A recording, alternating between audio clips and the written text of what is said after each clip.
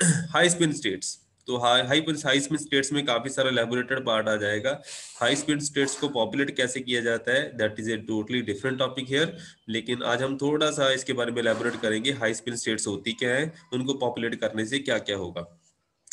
So till now we have confined our discussion to comparatively low energy rotational states। तो अभी तक हमने जितनी भी बात की है ओनली लो एनर्जी स्टेट्स की बात की है, whether it is corresponding to the rotational energy structure, जिसमें हमने कंसिडर किया था। अभी तक हमने ओनली ग्राउंड स्टेट बैंड की डिस्कशन की है कि ग्राउंड स्टेट बैंड कैसे इवॉल्व होगा। इवन इवन न्यूक्लियस है तो जीरो प्लस के ऊपर बेस्ड होगा, अगर ऑड न्यूक्लियस है तो जीरो प्लस के ऊपर बेस्ड नहीं होगा, डिपेंडिंग ऑन दी ऑर्बिटल। अगर D5 हाफ के ऊपर आपका जो न्यूक्लियस की पैरिटी बैठती है, स्पिन पैरिटी बैठती है, तो ग्राउंड स्टेट बैंड वो 5 हाफ के ऊपर बैठेगा।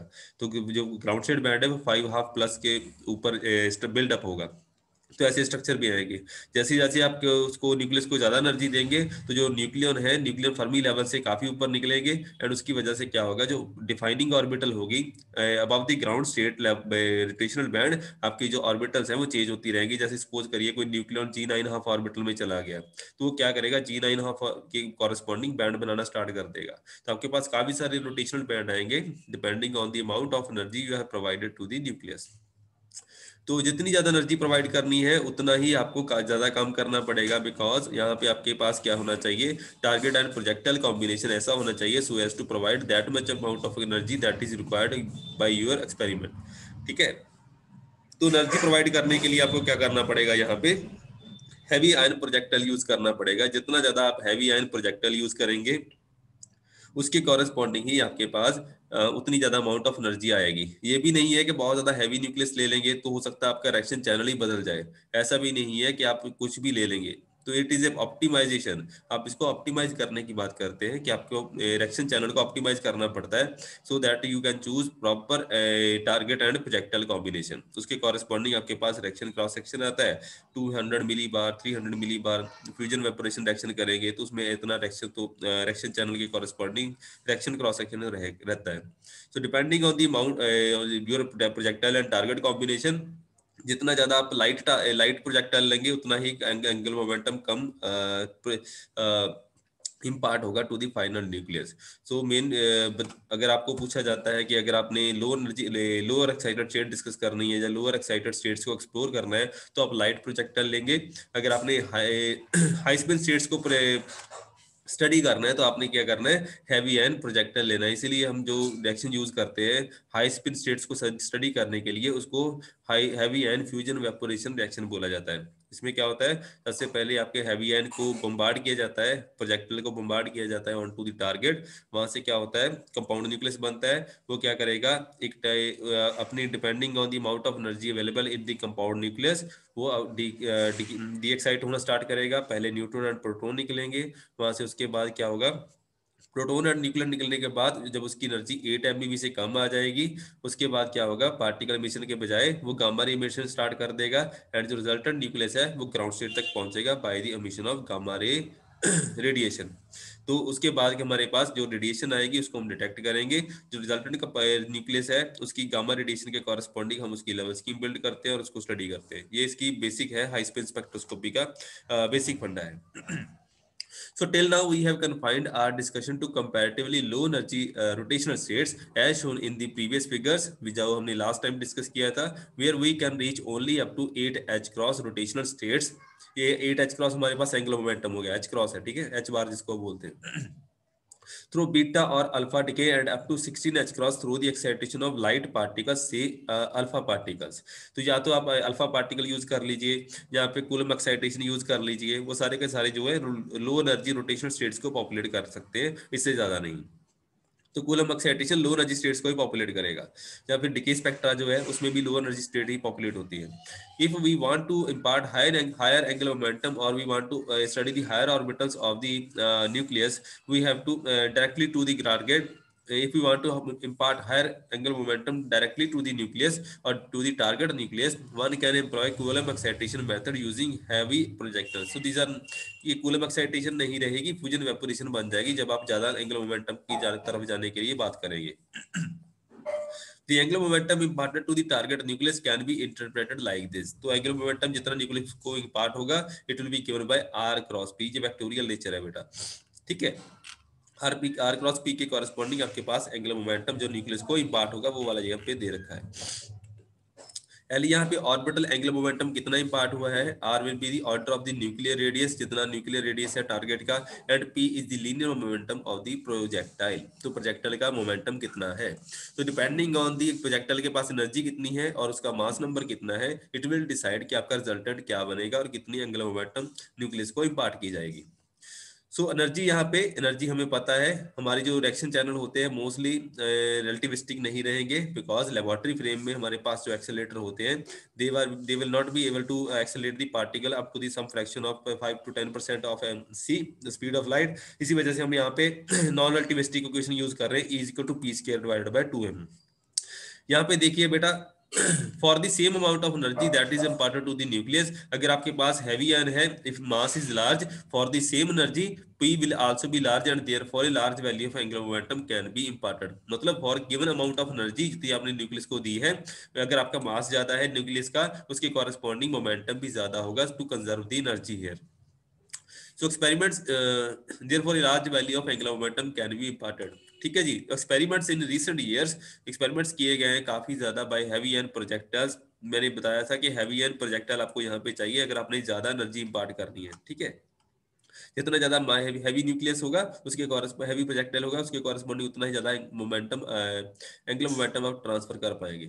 तो इन recent years bye heavy and projectiles have yielded high angular momentum. तो हाई एंगुलर मोमेंटम को कौन यील्ड कर देगा, heavy and projectiles। as for example जो प्रोजेक्टाइल्स विद हाई चार्ज, जितने भी हाई हैवी आयंस कौन होंगे, जैसे कोई भी हैवी आयन ले लिया, फास्फोरस ले लिया, फास्फोरस 31 है, 31 ले लिया, उसमें से काफी ज्यादा इलेक्ट्रॉन आपने स्टिप कर देने हैं। आप एटम नहीं बम्बार्ड करेंगे, हम यहाँ पे बेयर न्यूक्लियस को बम्बार्ड किया जाएगा। कम से कम उसके पास जितने भी जैसे 31 इलेक्ट्रॉन थे 31 फास्फोरस के, उसमें से काफी ज्यादा हम स्ट्रिप कर देंगे, उसके ऊपर चार्ज बनाया जाएगा पॉजिटिव चार्ज। 31 फास्फोरस के ऊपर 6 यूनिट ऑफ चार्ज है, 10 यूनिट ऑफ चार्ज है, 12 यूनिट ऑफ चार्ज है, depending on the amount of that आपके पास एनर्जी बम्बार्ड की जाएगी। So as for example, projectiles with high charge heavy ions were found to excite successively a number of rotational states, rotational transitions delta I is equal to 2, मतलब दो level के बीच में की energy difference delta E, ठीक है जी। In a single collision in 1977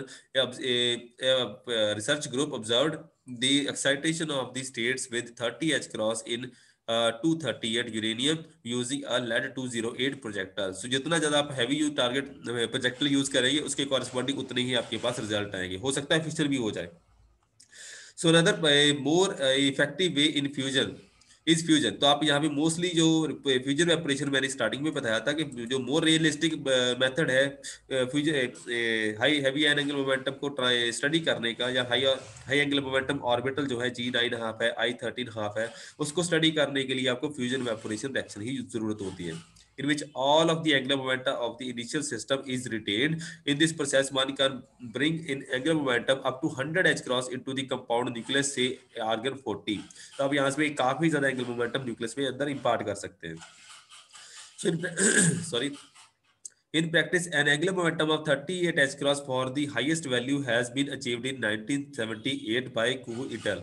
and has been extended by Beck et al. So काफी ज्यादा लोगों ने इस पे काम किया हुआ है, because angular momentum जो कंपाउंड न्यूक्लियस को मिलेगा that will be 100 H cross, लेकिन उसके बाद जो फाइनल न्यूक्लियस डिके होके बनेगा न्यूट्रॉन एंड प्रोटॉन निकलने के बाद, उसमें हो सकता है 38 H cross बने या 50 H cross बने या 20 H cross, depending on the amount. तो काफी ज्यादा डिपेंड करता है कि आपका रिएक्शन चैनल कैसा पॉपुलेट हो रहा है या रिएक्शन क्रॉस सेक्शन कितना है। So the limit of the high angular momentum are determined by the different criteria in different mass regions। So जितने mass region, because nuclear physics जो है वो मास रीजन के अकॉर्डिंगली डिवाइड होती है। So depending on the mass region आपके पास angular momentum different generate होगा। तो बिकॉज हर एक रीजन के न्यूक्लियस की शेप अलग है, हर एक न्यूक्लियर रीजन की जो बाइंडिंग एनर्जी वो अलग रहेगी न्यूक्लियर की, उसकी वजह से क्या होगा कि आपके पास जो रिजल्टेड एंगुलर मोमेंटम बनेगा, हो सकता है जब एंगुलर मोमेंटम एक पर्टिकुलर वैल्यू को ऊपर चला जाए तो आपका ब्रेकअप होना स्टार्ट हो जाए, तो हो सकता है आपका न्यूक्लियस बने ही ना वो ब्रेकअप हो जाए। तो ऐसी पॉसिबिलिटीज भी होती है। तो एक पार्टिकुलर एंगुलर मोमेंटम ही है एक रीजन के लिए, हर एक रीजन के लिए जो आप जनरेट कर सकते हैं।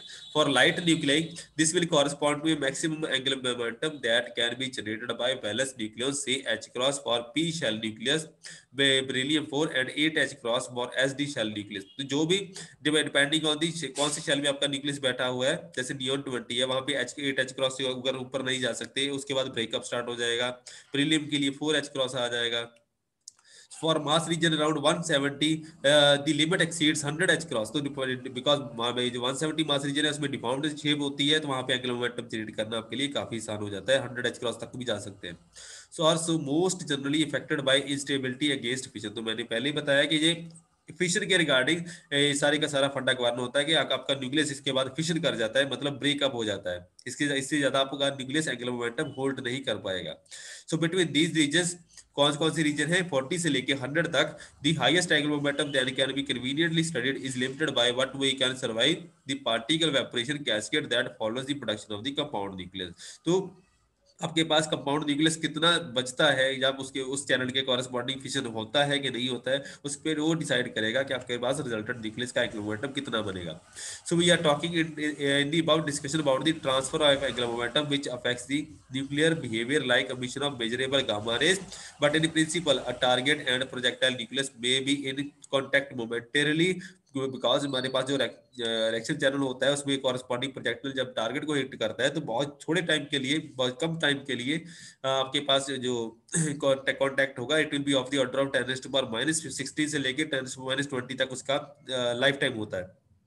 कंपाउंड न्यूक्लियस का लाइफ टाइम 10⁻16, जो मोस्टली जो पिकअप रिएक्शन होती है 10⁻22 के सेकंड के कॉरेस्पॉन्डिंग होती है, तो इस इन दोनों के बीच में आपकी रेंज लाई करेगी with as much as 500 H cross in the system. तो आपके पास 500 एच क्रॉस के कॉरेस्पॉन्डिंग सिस्टम बनेगा जो एक्सचेंज होगा, but this may not be transfer which may not transfer any internal degree of freedom to this internal structure of the nucleus। कोई अलग phenomena आपको शायद देखने के लिए मिले या ना मिले depending on the circumstances.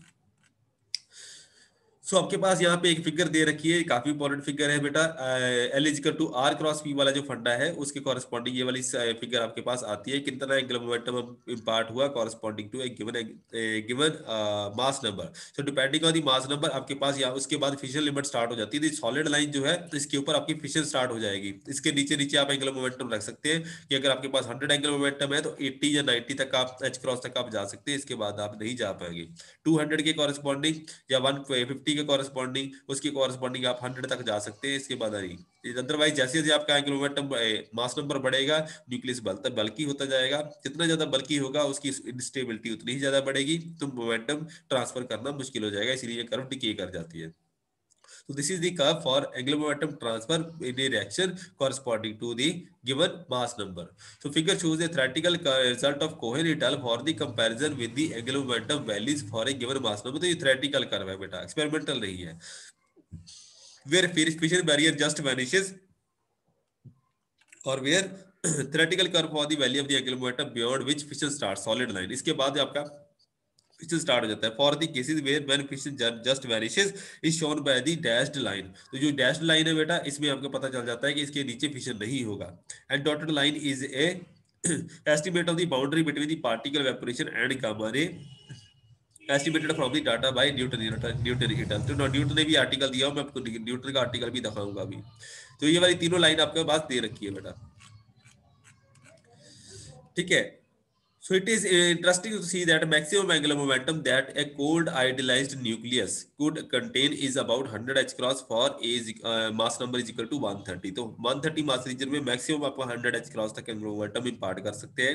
It is lower for higher mass number because of the higher Coulomb barrier and is also lower for the lower mass number because of the lower surface energy and hence higher rotational frequency required by smaller a movement of inertia, and this gives a higher barrier to the centrifugal forces। For this details you can see various references। आपको काफी सारे detail दे रखी है, तो इसमें आपके पास reason भी दे रखा है कि आपके पास ऐसी कर्व क्यों आती है, बिकॉज आपके पास 130 मास रीजन जो है उसमें 100 एच क्रॉस दे सकते हैं, पार्ट कर सकते हैं, लेकिन जैसे ही आप हायर मास नंबर की तरफ जाएंगे तो नंबर ऑफ प्रोटॉन्स भी बढ़ेगी, तो कूलम बैरियर भी बढ़ेगा, शेप चेंज होगी, उसकी वजह से भी प्रॉब्लम आएगी। लोअर मास नंबर में आपके पास सरफेस एनर्जी कम रहेगी, तो सेंट्रीफ्यूगल फोर्सेस अपना रोल भी प्ले करेगी, ठीक है जी। उसकी वजह से आपके पास जो सप्रेशन है या उसमें ओवरकमिंग है, वो सारे का सारे रिजल्ट आपके पास यहाँ इस फिगर के कॉरेस्पॉन्डिंग दे रखे हैं जो भी हमने बात की है।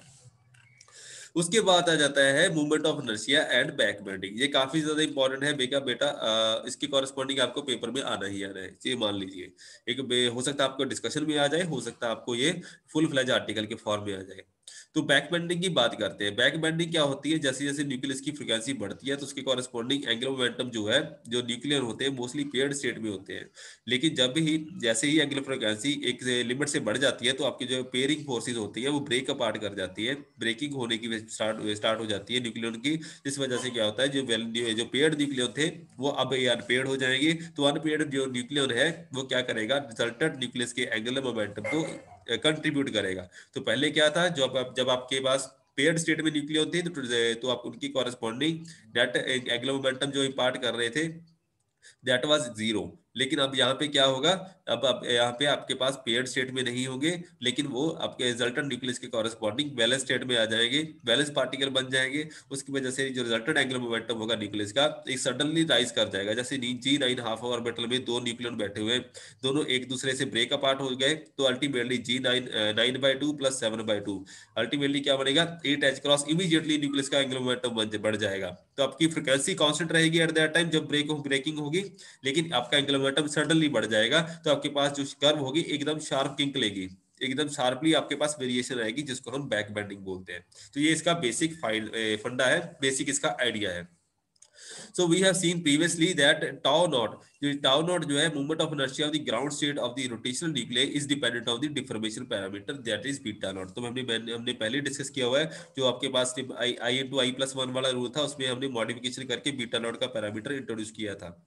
And for higher states due to rotation depends on beta the deformation parameter of the excited state। तो आपके पास क्या आता है, ground state deformation and excited state की डिफॉर्मेशन के रिगार्डिंग यहाँ पे पैरामीटर दिए हुए beta not and tau not. In other words movement of inertia depends on the excitation energy of the states.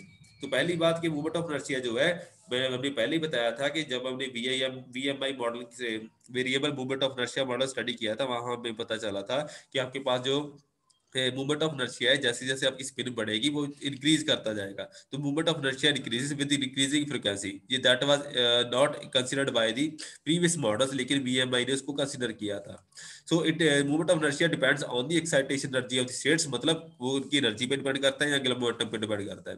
And interesting advance was made by Harris parameter, Harris et al के corresponding हमारी जब nuclear structure में हम काम करते हैं तो वहां पे हैरिस पैरामीटर आते हैं। तो हमें जब भी न्यूक्लियर स्ट्रक्चर के कॉरेस्पॉन्डिंग लेवल स्कीम स्टडी करनी होती है तो हमें हैरिस पैरामीटर इंक्लूड करने पड़ते हैं।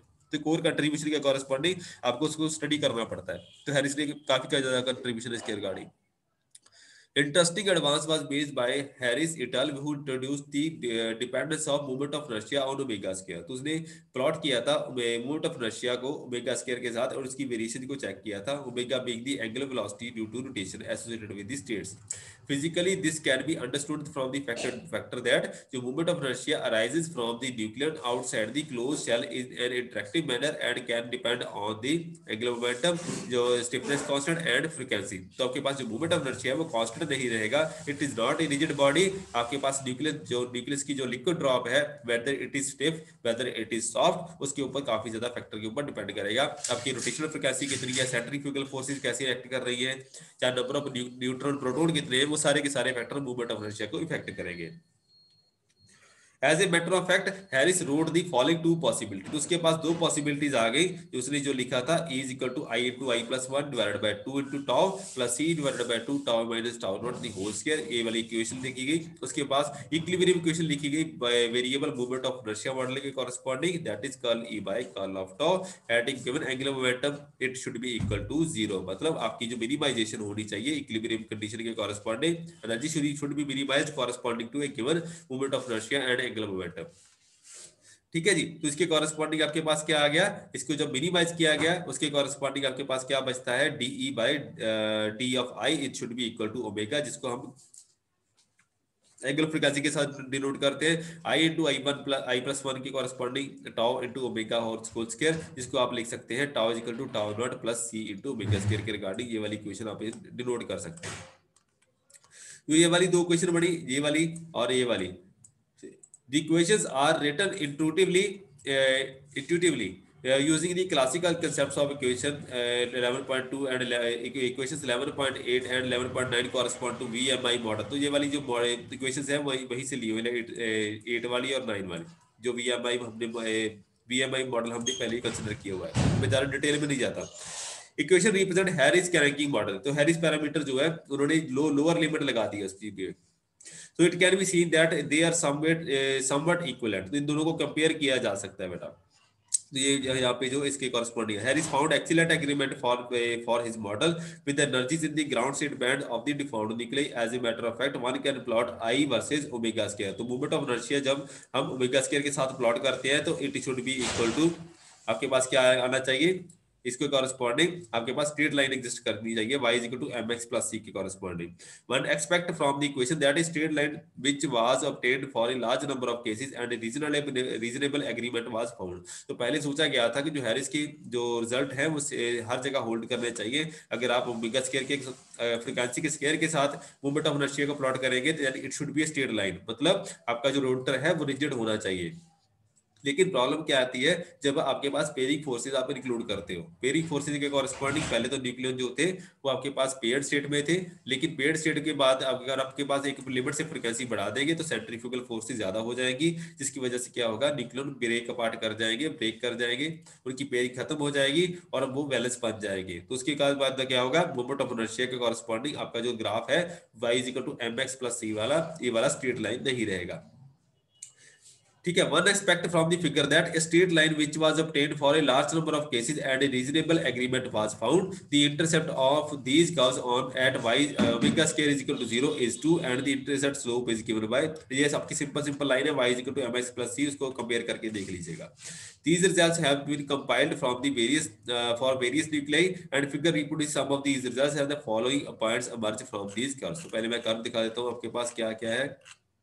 आपके पास ऐसी फिगर आती है, आपके पास स्ट्रेट लाइन नहीं रहेगी बेटा, कुछ न्यूक्लियस के पास स्ट्रेट लाइन आती है लेकिन कुछ न्यूक्लियस के पास यहाँ पे बेंडिंग स्टार्ट हो जाती है। ये वाली बेंडिंग आप देख सकते हो ऑन द स्क्रीन, ये वाली बेंडिंग इमीडिएटली ये बैक बेंडिंग स्टार्ट हो गई। इसके बाद क्या होता है, जहाँ एक पर्टिकुलर फ्रिक्वेंसी के बाद आपका जो न्यूक्लियस है उसमें पेयरिंग खत्म हो जाती है और पेयरिंग के खत्म होने के बाद आपके पास न्यूक्लियस जो है बैलेंस बन जाते हैं। बैलेंस होने की वजह से वो एंगुलर मोमेंटम सडनली राइज करता है।